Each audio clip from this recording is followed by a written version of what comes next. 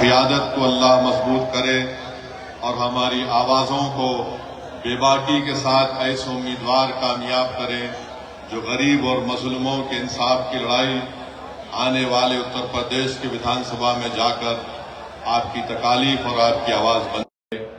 میں پھر سے آپ تمام کا شکریہ ادا کرتا ہوں کہ آپ نے اپنا قیمتی وقت نکال کر آج یہاں پر آئے۔ شہ نشین پر تشریف فرما جناب عارف صاحب، شاہد صاحب، محفوظ صاحب، شمشاد صاحب، سرتاج صاحب، عمران صاحب، ساحر ملک صاحب اور اس جلسے کے کنوینر میرے بھائی جناب آفتاب انصاری صاحب، میں ان کا خاص شکریہ ادا کرتا ہوں، اور ضلع کے پربھاری شہزاد خان صاحب، مہتاب چوہان صاحب جو پچھلے کئی دن سے یہاں پر قیام کر کے اس جلسے کو کامیاب کرنے کے دن رات محنت کی، مفتی ریاض مہدی قاسمی صاحب، حکیم عبدالسلام صاحب، انتظار انصاری صاحب، شاہد سیفی صاحب، عقیل سیفی صاحب، نزاکت علی صاحب، میرے چھوٹے بھائی جناب منموہن جا پنڈت، شاداب صاحب، احسن منصوری صاحب، اور اتر پردیش کے ادھیکش اور صدر کلین مجلس اتحاد المسلمین جناب شوکت علی صاحب۔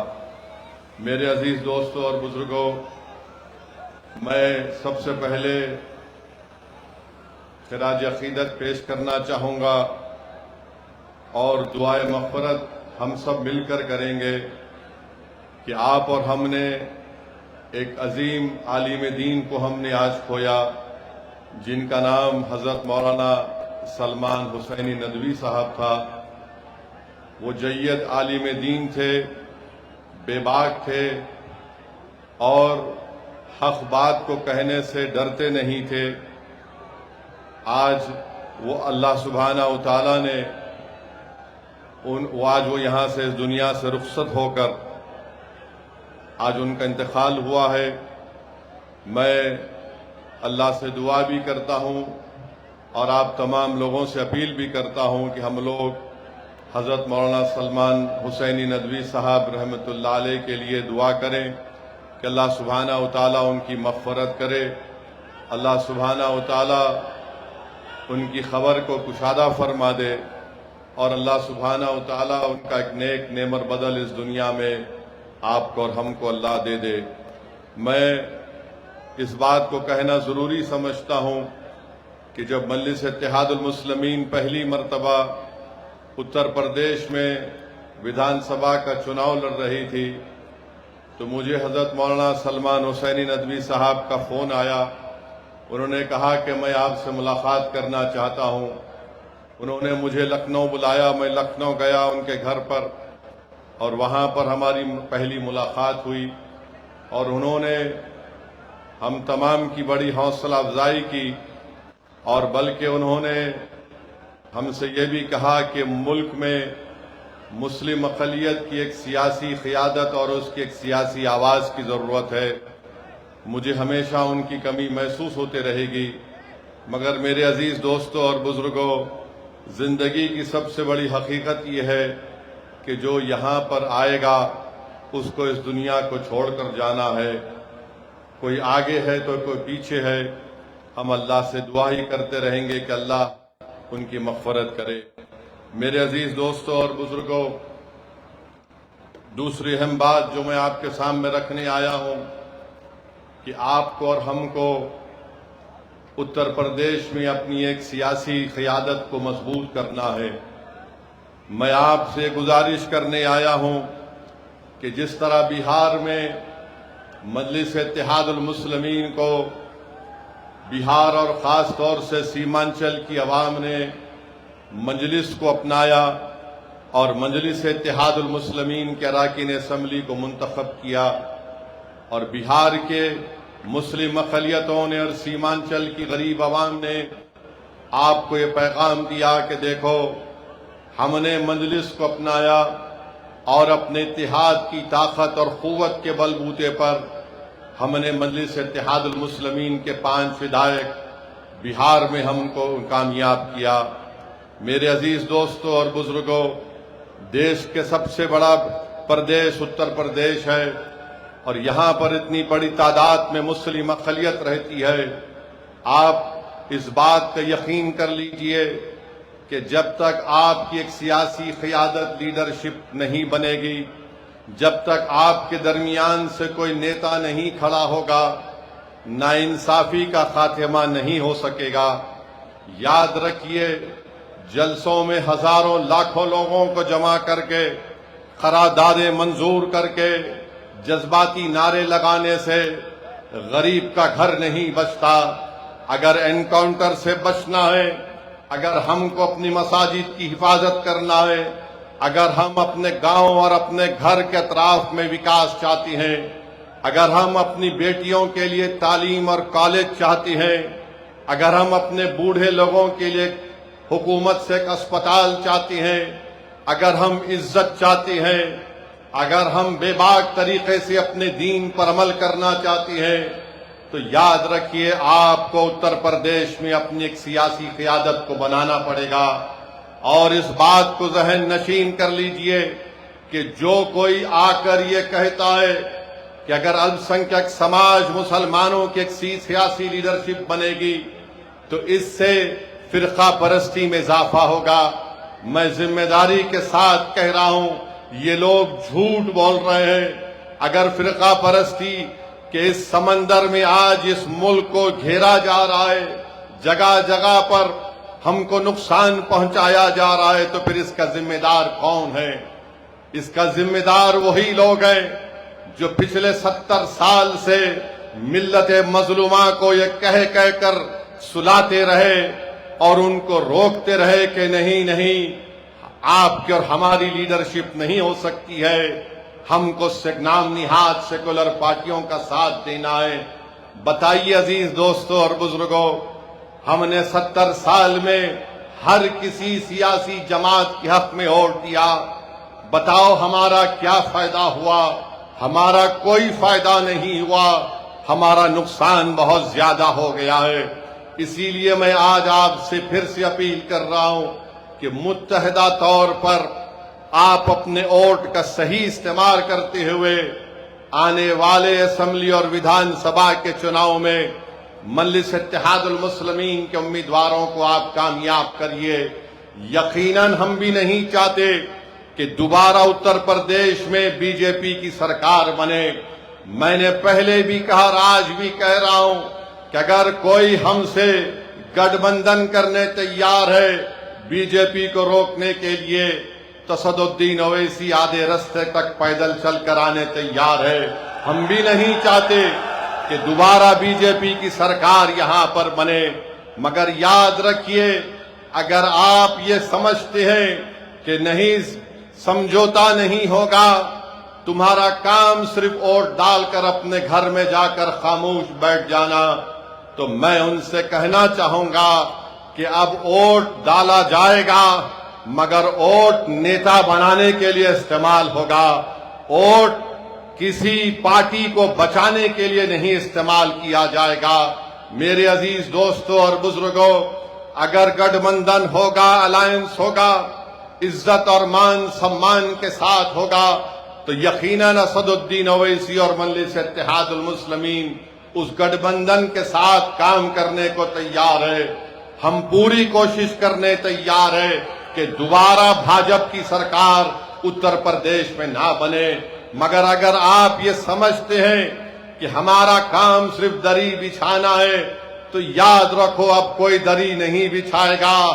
اب دری بچھانے کے دن ختم ہو چکے ہیں، چاہے وہ نوجوان ہو، چاہے وہ بزرگ ہو، یا ہماری زدار ماں اور بہنیں ہیں، وہ اس بات کو محسوس کر لیے ہیں کہ اب دری نہیں بچھائے گی، اب حق کی اور مان سمان کی لڑائی ہوگی۔ اب نیتا بنایا جائے گا، اب لیڈرشپ بنائی جائے گی، اور ایسا لیڈر بنایا جائے گا جو اتر پردیش کی ویدھان سبھا میں جا کر اندھا، گونگا اور بہرا بن کر نہ بیٹھے، بلکہ جب مسجدوں کو شہید کیا جا رہا ہے تو ان کو اپنی ضمیر کی آواز پر اس विधान सभा के दरो दीवार को हिला के रखना चाहिए था, मगर आज हम देख रहे हैं कि वो खामोश बैठे हुए। तो मेरे अजीज दोस्तों और बुजुर्गों, मेरी आपसे अपील है कि याद रखिए, नेता आपको बनना है। ओवैसी हैदराबाद से निकलकर यहाँ पर बिजनौर में और नजीबाबाद में इसलिए नहीं आया कि मैं अपनी तकरीर के जरिए तुमसे वाह वाह हासिल करूं। मैं आया हूं और आता रहूंगा इंशाअल्लाह ताला। अल्लाह जब तक मुझे जिंदा रखेगा, मेरी जिंदगी का मकसद एक ही है कि भारत के कोने कोने में मुसलमानों का नेता बने, जो बनेगा इंशाअल्लाह ताला। जो कोई नाम निहाद सेकुलर पार्टी नहीं चाहती, बीजेपी तो मुसलमान को टिकट भी नहीं देती, और ये जो अपने आप को सेकुलर कहती हैं, ये किसी को टिकट देती हैं तो किसी को टिकट देकर गुलाम बनाने के लिए देती है। मजलिस आपसे कह रही है कि तुम गुलाम नहीं बनोगे, तुम कायद बनोगे, तुम हुक्मरान बनोगे, तुम गरीबों की आवाज बनोगे, तुम मजलूमों की ताकत बनोगे। ये मजलिस इत्तेहादुल मुस्लिमीन का पैगाम है। मेरे अजीज दोस्तों और बुजुर्गों, मैं आपसे अपील कर रहा हूं कि आपने सबको आजमा लिया, मगर आप देखते ये हैं कि कोई फिरका परस्ती को रोक नहीं पा रहा है। आखिर कब तक हम सिर्फ वोट डालने वाले बनकर रहेंगे? याद रखिए, जमहूरियत लोकशाही में अगर आप वोटर बनकर रहेंगे तो आपके मसाइल हल नहीं होंगे, आपके महल्लों में और गांव में विकास का काम नहीं होगा। अगर आप शहरी बनेंगे, हुकूक के साथ शहरी बनेंगे, तो हमारे बच्चों का मुस्तकबिल अच्छा होगा, हमारी नौजवानों की जवानी अच्छी रहेगी, हम अपने बुजुर्गों के ख्वाबों को पूरा कर सकेंगे, हम अपने घर में हमारी माओं की आंख में आंसू नहीं बल्कि उनके चेहरों पर मुस्कुराहट देखेंगे अगर आप मुत्तहिदा तौर पर अपने वोट का इस्तेमाल करेंगे मजलिस इत्तेहादुल मुस्लिमीन के हक में। मेरे अजीज दोस्तों और बुजुर्गों, आप जानते हैं कि उत्तर प्रदेश में आज क्या क्या क्या हो रहा है। आप बताइए कि 200 साल से मस्जिद है, पुलिस स्टेशन बाद में आया तो मस्जिद को तोड़ने की नोटिस दी जाती है। 250 साल से मस्जिद है, रेलवे स्टेशन बाद में आया तो नोटिस दी जाती है मस्जिद को तोड़ने के लिए। मैं भारत की पार्लियामेंट में खड़े होकर पुकार पुकार कर कह रहा था कि बीजेपी, आरएसएस और नरेंद्र मोदी की हुकूमत ने वक्फ तरमीमी कानून को लाने का एक ही मकसद है कि मुसलमानों से वक्फ की जायदादों को छीन लिया जाए, मस्जिदों को तब्दील कर दिया जाए या फिर मस्जिदों को हमसे छीन लिया जाए। बताओ आज संभल की मस्जिद को किस बुनियाद पर शहीद कर दिया गया। मैं पुकार पुकार कर कह रहा था तो मजलिस के मुखालिफीन कह रहे थे कि असदुद्दीन ओवैसी जज्बाती तकरीर करता है। अरे मैं कह रहा था कि वक्फ बा यूजर खत्म हो जाएगा तो नादान कह रहे थे नहीं नहीं वक्फ बा यूजर रहेगा। अरे वक्फ बा यूजर अगर है तो बताओ संभल की मस्जिद को किस बुनियाद पर तोड़ा गया। अगर वक्फ बा यूजर कानून में है तो फिर नोटिस किस बुनियाद पर मीरठ और दीगर जगहों पर मस्जिदों को दी जा रही है। मेरे अजीज दोस्तों और बुजुर्गों, याद रखो, फिरका परस्ती से मुकाबला अगर करना है तो जमहूरी तरीके से करना है। हमको कानून को अपने हाथ में नहीं लेना है। मैं नहीं चाहता कि कोई नौजवान अपनी जान की बाजी लगा दे, और मैं नौजवानों से कह रहा हूं कि अल्लाह तुम्हारे जज्बे को सलामत रखे, और अगर जिस दिन जरूरत पड़ेगी जान की बाजी लगाने के लिए तो इंशाअल्लाह ताला पहले असदुद्दीन ओवैसी अपनी जान को आपके इत्तेहाद और आपके वक़ार के लिए कुर्बान कर देगा। मगर नौजवानों, ये हाल आज हम देख रहे हैं कि कैसे उत्तर प्रदेश में एक ही समुदाय को टारगेट किया जा रहा है। गंगा में कश्ती में रमजान के दिन में हमारे 14 मुस्लिम नौजवानों ने रोजा खोला। उन पर इल्जाम लगा दिया गया कि उन्होंने गोश्त खाकर हड्डियां गंगा नदी में फेंक दी। 2 महीने तक वो 14 मुस्लिम बच्चे जेल में थे। 2 महीने तक जेल में थे। कितने ये नाम निहाद सेकुलर पार्टी के नेताओं ने अपनी आवाज उठाई, अपनी जबान को जुम्बिश दी, सब गूंगे बनकर बैठ गए। एक दीवाना मजलिस का ओवैसी पुकार रहा था, ये बच्चों पे जुल्म हुआ है, जुल्म हुआ है। और वही आप देखते हैं कि चंद दिन पहले एक वीडियो आई कि कोई लोग कश्ती में बैठकर शराब भी पी रहे हैं, मुर्ग भी गोश्त पका रहे हैं। उनको पुलिस ने अरेस्ट किया और दूसरे दिन उनकी बेल हो गई। बताओ, कानून के इस्तेमाल में भी इस तरह का इम्तियाज होता है। कानून के इस्तेमाल में भी नरमी दिखाई जाती है। जो मुसलमान थे वो 2 महीने जेल में थे बच्चे, और जो मुसलमान नहीं थे 24 घंटे के अंदर उनको बेल मिल जाती है। बताओ, ये खुली फिरका परस्ती भाजपा और आरएसएस की और योगी आदित्यनाथ की नहीं है तो फिर किसकी है बताइए आप। 24 घंटे में बेल हो गई और वो बच्चे 14 दिन तक जेल की सलाखों में परेशान रहे। पूरा रमजान वहां पर गुजार दिया, ईद वहीं पर गुजार दी। मेरे अजीज दोस्तों और बुजुर्गों, ये नाम निहाद सेकुलर पार्टी के कायदीन गूंगे बनकर ये सब तमाशा देख रहे थे। मेरे अजीज दोस्तों और बुजुर्गों, मेरी आपसे गुजारिश है कि आप इन बात पर गौर फरमाइए। याद रखिए, जब आप यहां से उठकर अपने घर को जाएंगे, मेरी आपसे ये गुजारिश है कि तुम यहां से एक फिक्र लेकर उठो, तुम यहां से एक सोच लेकर उठो, ताकि वो फिक्र और सोच तुम्हारे दिलो दिमाग में एक इनकलाबी तब्दीली को पैदा कर दे। याद रखो, बीजेपी और आरएसएस को रोकने की जिम्मेदारी सिर्फ उत्तर प्रदेश के मुसलमानों की नहीं है, उत्तर प्रदेश के हर नागरिक की जिम्मेदारी है।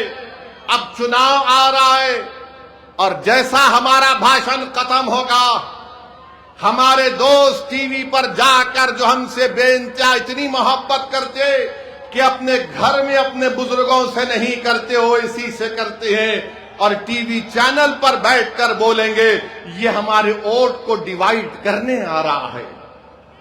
अरे कौन सा वोट डिवाइड हो रहा है बताओ, कौन सा वोट डिवाइड हो रहा है बताओ। कैसे बीजेपी चुनाव पे चुनाव जीत कर जा रही है। बंगाल का इलेक्शन हम लड़ने गए, 280 विधानसभा की सीट 11 हम लड़े, वहां पर भी यही इल्जाम लगा दिए। और जब ममता बनर्जी हार गई और हारने के 10 दिन के अंदर उनके 20 सांसद बीजेपी मोदी अमित शाह के साथ बैठकर चाय पी रहे हैं। उन सांसद में वो भी लोग थे जो दिन रात मुझे गाली देते थे, आज वो मोदी अमित शाह के साथ बैठकर चाय पी रहे हैं। बताओ, क्या तुम्हारी जबानें खामोश क्यों हैं? कैसे चले गए मोदी अमित शाह बीजेपी के पास? हो 60 विधायक भाग गए ममता के। मैं पुकार कर कह रहा था कि बंगाल के मुसलमानों से ममता बनर्जी ने धोखा दिया उनको। मैं आदादो शुमार पेश करता रहा और आज भी पेश कर सकता हूं। ममता बनर्जी ने मुसलमानों के लिए कुछ नहीं किया सिवाय नाटक के कि ईद के दिन ईदगाह के सामने आकर सर पर कपड़ा डालकर हाथ ऐसा करके दुआ करके ये बताना कि देखो मैं तुम्हारी हमदर्द हूं। अरे हमदर्द अगर है तो गरीबी का खात्मा क्यों नहीं हुआ? हमदर्द अगर है तो हमारी बहनें जो मालदा मुर्शिदाबाद में 900,000 रुपये लेकर 1000 बीड़ी बनाती है, मेरे भाई याद रखिए, अब आपकी जिम्मेदारी है कि आप मुत्तहिदा तौर पर अपने वोट का सही इस्तेमाल करें। यहां पर आपने देखा कि 3 मरतबा आपने समाजवादी पार्टी के तस्लीम साहब को आपने तस्लीम किया। तस्लीम साहब को आपने तस्लीम किया, मगर ये ऐसे तस्लीम साहब हैं जिन्होंने नजीबाबाद की जनता को तस्लीम नहीं किया, मुस्तरद किया। ہم سال میں 2 مرتبہ چاند دیکھ کر ہمارے علماء عید کا اعلان کرتے ہیں. یہ ایسا چاند ہے جو 5 سال میں ایک مرتبہ نظر آتا ہے. اور آپ نے بی جے پی کے ڈر سے ان کو ووٹ دیا تو تسلیم صاحب نے سمجھ لیا کہ مجھے نجیب آباد میں کچھ کام کرنے کی ضرورت نہیں ہے. میں بی جے پی کا نام لے کے ڈراؤں گا تو لوگ مجھے تسلیم کر لیں گے. سن لو تسلیم صاحب، اب نجیب آباد کی جنتا مجلس اتحاد المسلمین کو تسلیم کرے گی اور قبول کرے گی، کیونکہ آپ نے تو کوئی کام ہی نہیں کیا. آپ سے کہا گیا روڈ کا کام کرواؤ تو آپ نے کہہ دیا میں نے روڈ کے کام کو رکا دیا. آپ نے کہا کہ میں نے روڈ کے کام کو رکا دیا. گورنمنٹ گرلز کا انٹر کالج نہیں ہے، میڈیکل کالج منظور ہوا، تسلیم صاحب سوتے رہے، وہ کالج کہیں اور چلا گیا. ایک بائی پاس جو آزاد چوک جھنڈا چوک سے ہریدوار تک جاتا ہے، انہوں نے کہا کہ میں نے اس کے کام کو رکوا دیا. کیوں رکوایا بھائی؟ آپ کے پیٹ میں درد ہو رہا تھا تسلیم صاحب جو آپ نے اس کام کو رکا دیا. کوئی ودھائک ایسا بھی ہوتا ہے کہ کام کو رکا دے گا، مگر تسلیم صاحب کو لگتا ہے کہ بھاجپ کا ڈر دکھاؤ اور ان لوگوں کو ووٹ حاصل کر لو. اب آپ جانتے ہیں کہ نجیب آباد میں وکاس شہر میں کوئی نہیں ہوا. یہ پوری سماجوادی کی لیڈرشپ ڈھیلی لیڈرشپ ہے، ایک دم بالکل ڈھیلی لیڈرشپ ہے. میں آپ سے اپیل کر رہا ہوں کہ نجیب آباد اور بجنور ضلع کے وکاس کے لیے آنے والے ویدھان سبھا میں آپ مجلس اتحاد المسلمین کو ووٹ دیجیے. اور پھر بابا نے آ کر کہا تھا یہاں پر کہ انٹیگریٹڈ ایتھنال پروڈکشن کا 2017 میں فیکٹری کا سنگ بنیاد رکھا، 56 کروڑ روپے خرچہ کیے اور کہا کہ 40,000 لیٹر ایتھنال ہر دن میں بنے گا. مارچ 2024 سے فیکٹری بند ہے. بابا کو فکر ہی نہیں ہے. مگر بابا سے پوچھو تو بابا بولیں گے اگر کوئی روڈ پر آ کر سڑکوں پہ آ کر غنڈہ گردی کرے گا تو برداشت نہیں کیا جائے گا. ایسے کرنے والوں کے ساتھ پیڑھیوں تک اس کا پرینام بھگتنا پڑے گا. یہ بابا کا بیان ہے. مانے انہوں نے کہا تھا 10 محرم کے جلوس کے بارے میں جو شہادت ہوئی نواسہ رسول امام حسین کی، تو ہم بابا کو بتاتے ہیں کہ جو 10 محرم کا جلوس ہے بابا، وہ نواسہ رسول کی شہادت اور اہل بیت کی شہادت کے سلسلے میں جلوس نکلتا ہے. اور ہم ان کو یاد دلانا چاہتے ہیں کہ وقت کے یزید نے بھی، اس وقت کے یزید نے بھی اور اس وقت کے یزید بھی یہی سمجھتا تھا کہ کمزوروں کو ختم کرنے سے کامیابی مل جائے گی. سنو وقت کے یزیدو، کربلا سے پیغام آ رہا ہے کہ جس طرح امام حسین نے یزید کی بلیک میلنگ کو قبول نہیں کیا، جس طرح امام حسین اور ان کے آل رسول نے حق کی سربلندی کے لیے اپنی گردن کو کٹانا پسند کیا، آج ہم وہی امام حسین کا پرچم اٹھا کر وقت کے یزیدوں سے کہہ رہے ہیں کہ ہم یزیدوں کے سامنے سر نہیں جھکائیں گے، ہم یزیدوں کے سامنے ہاتھ بڑھا کر بھیک نہیں مانگیں گے، ہم اپنے حق کے لیے لڑیں گے اور انشاءاللہ تعالی ہم کو ہمارا حق ملے گا. اور یاد رکھو ظالموں،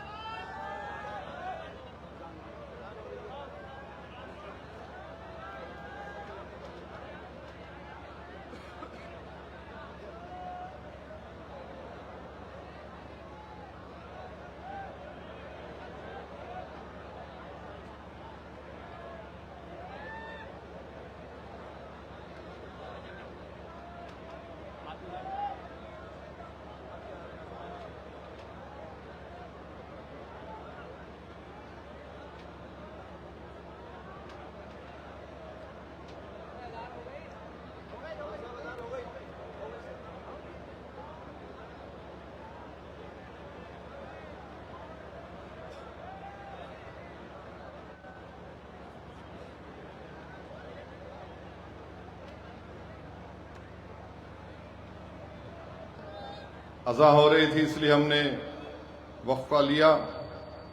मेरे अजीज दोस्तों और बुजुर्गों, किसी शायर ने अच्छा कहा, जुल्म फिर जुल्म है, जुल्म बढ़ता है तो दब जाता है, खून फिर खून है, टपकेगा तो जम जाएगा। तो मेरे अजीज दोस्तों और बुजुर्गों, आप जानते हैं कि यहाँ पर नजीबाबाद में एक शुगर मिल का भी क्या हाल होकर रह गया। बाबा कहते हैं कि पीढ़ियां याद रखी जाएंगी, पिछले साल किसकी इबादतगाह के सामने तमाशा किया गया था वो आप जानते हैं। मगर आज हम देख रहे हैं कि आज हमको एक तरफ से डराया जाता है। अखिलेश कहते हैं कि अगर वोट मुझे नहीं दोगे तो कभी चुनाव नहीं होगा। अखिलेश यादव ये क्यों भूल जाते कि जब वो मुख्यमंत्री थे तो आजादी के बाद 50,000 मुसलमानों को उनके घर से बेघर कर दिया गया था। वो मुजफ्फरनगर का कांड जब हुआ था, अखिलेश यादव मुख्यमंत्री थे।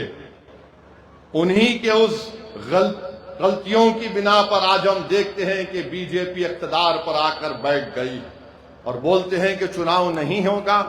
यही बात ममता बनर्जी ने कही थी बंगाल में, मगर आपने देख लिया क्या हुआ।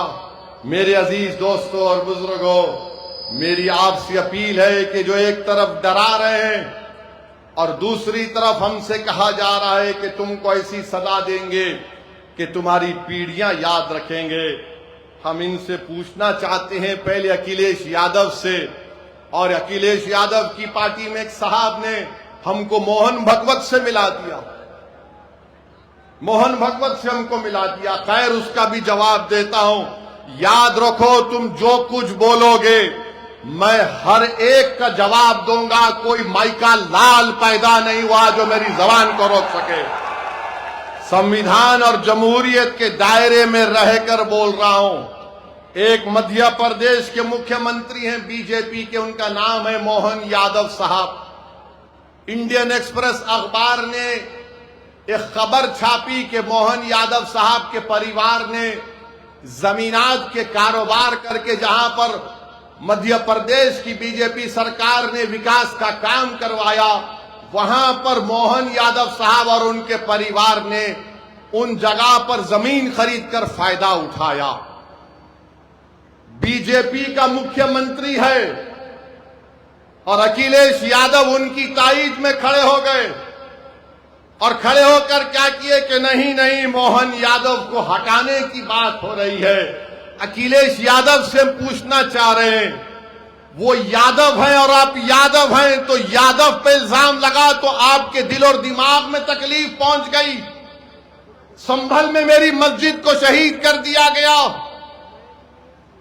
नोटिसें दी जा रही हैं, अखिलेश को तकलीफ नहीं होती है।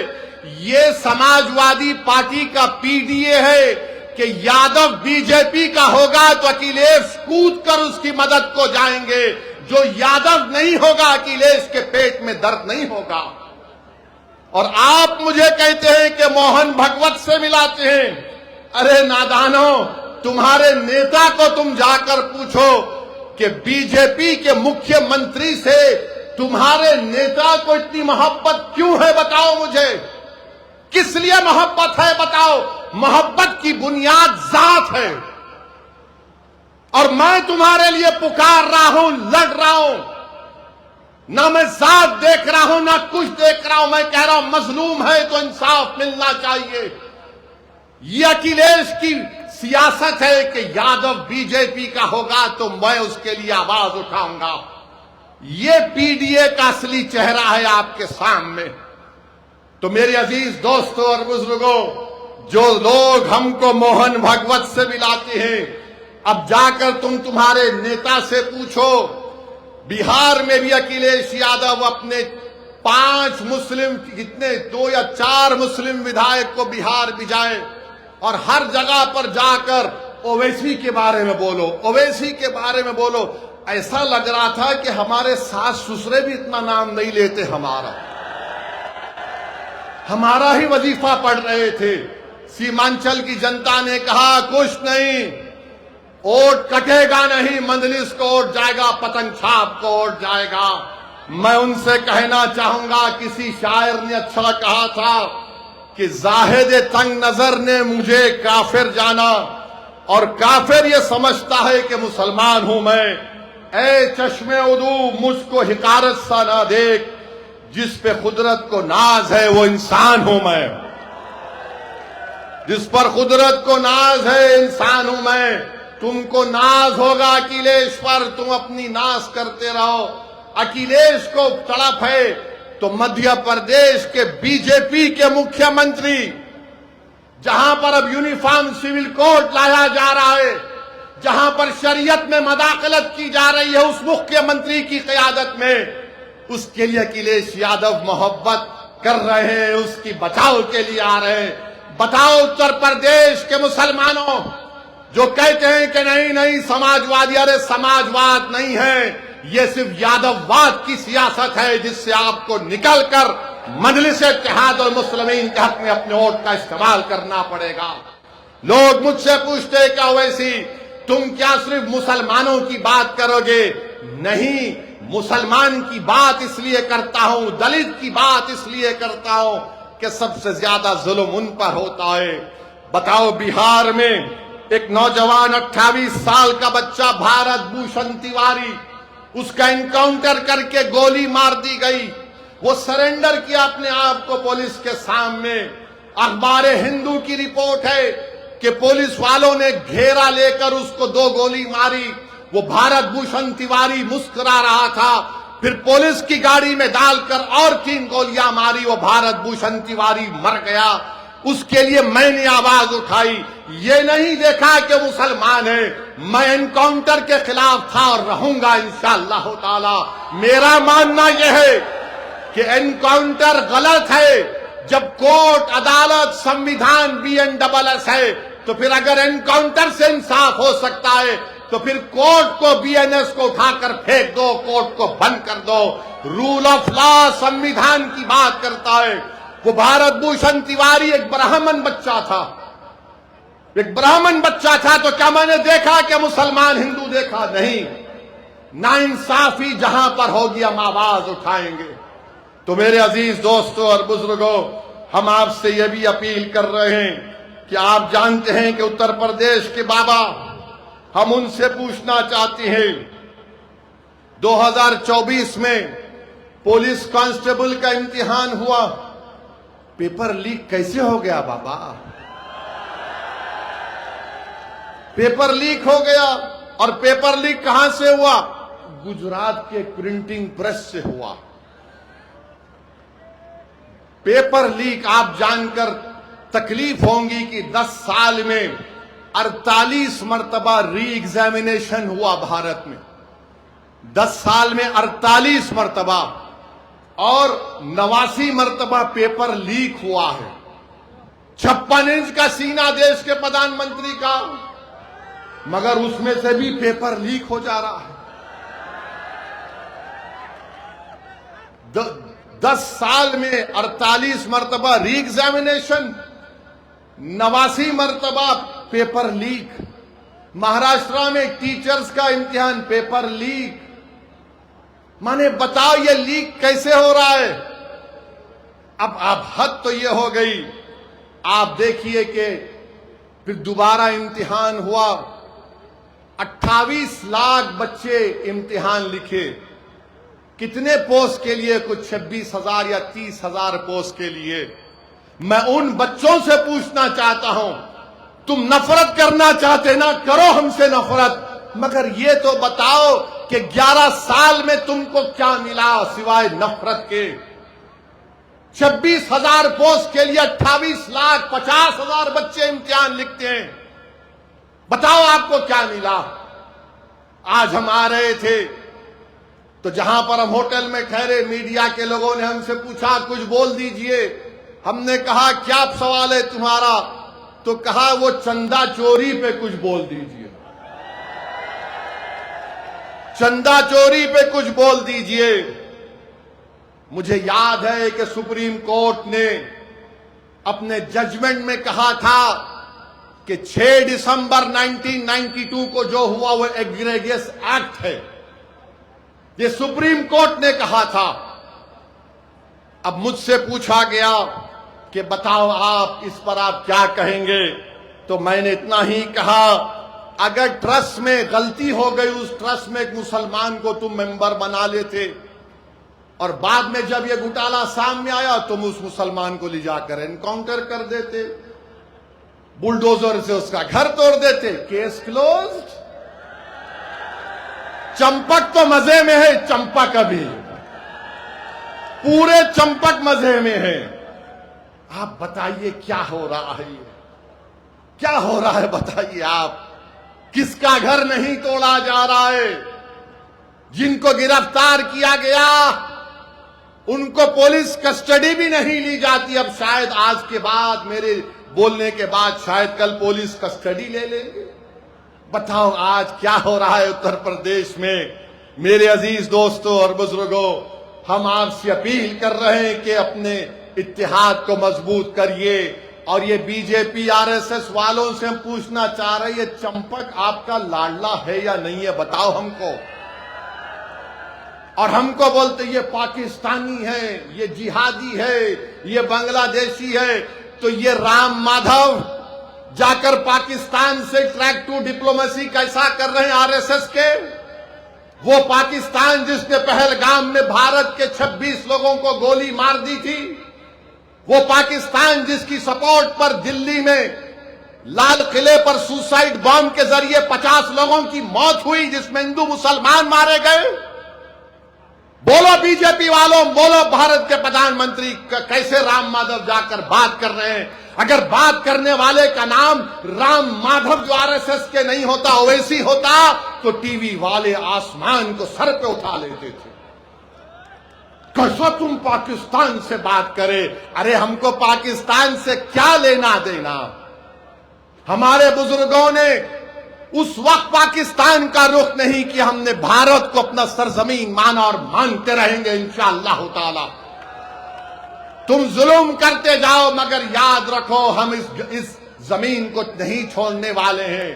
اسی زمین میں پیدا ہوئے, اسی زمین میں عزت کے ساتھ زندگی گزاریں گے, اسی زمین پر سینہ تان کر اپنی حق کی لڑائی لڑیں گے, اسی زمین پر کھڑے ہو کر اپنا نیتا بنائیں گے, اسی زمین پر کھڑے ہو کر جو ہماری سرزمین ہے ہم اپنے پورے حقوق کو منوا کر رہیں گے. جو لوگ ہم کو گالی دیتے ہیں, میں تم کو آج آئینہ دکھا رہا ہوں, بتاؤ تم اس پر کیا کہو گے. میرے عزیز دوستوں اور بزرگوں, ہم آپ سے اپیل کر رہے ہیں کہ متحدہ طور پر اپنے ووٹ کا استعمال آپ کو کرنا ہے. بی جے پی کو روکنا ہے, آؤ ہاتھ ملاؤ, ہم تیار ہیں. مگر اس کا یہ مطلب نہیں ہے کہ تم میرے اس بات کو تم کمزوری کی علامت سمجھو. یہ کمزوری کی علامت نہیں ہے. اگر تم ہماری بات کو نہیں مانو گے تو تمہارا اختیار ہے. مگر یاد رکھو مجلس اتحاد المسلمین کے ہاتھ بڑے دراز ہیں. یہ ہاتھ جو آج تمہاری طرف دوستی کے لیے بڑھ رہے ہیں, کل تمہارے گریبان کے تار کھیلیں گے تو تم رونا نہیں, تم رونا نہیں. اور یاد رکھو انشاءاللہ تعالی اتر پردیش کے آنے والے ویدھان سبھا میں آپ اور ہم مل کر انشاءاللہ تعالی پورا گیم بدل دیں گے. انشاءاللہ تعالی پورا گیم بدلیں گے. اب نہیں ہوگی غلامی کی بات, اب نہیں ہوگی دری بچھانے کی بات, اب حق کی بات ہوگی, حصے داری کی بات ہوگی, نیتا بنانے کی بات ہوگی. تو میرے عزیز دوستوں اور بزرگوں, یہی بات ہم آپ کے سامنے اخلاص کے ساتھ آپ کے سامنے رکھنے آئے تھے. اور ہم امید کرتے ہیں کہ انشاءاللہ تعالی آنے والے ویدھان سبھا میں ہم سب مل کر پتنگ کو اپنا نشان بنا کر اپنے اتحاد کو مضبوط کریں گے. آپ کا بہت بہت شکریہ, آپ آئے یہاں پر. میرے ساتھ نعرہ لگائیے, نعرہ تکبیر.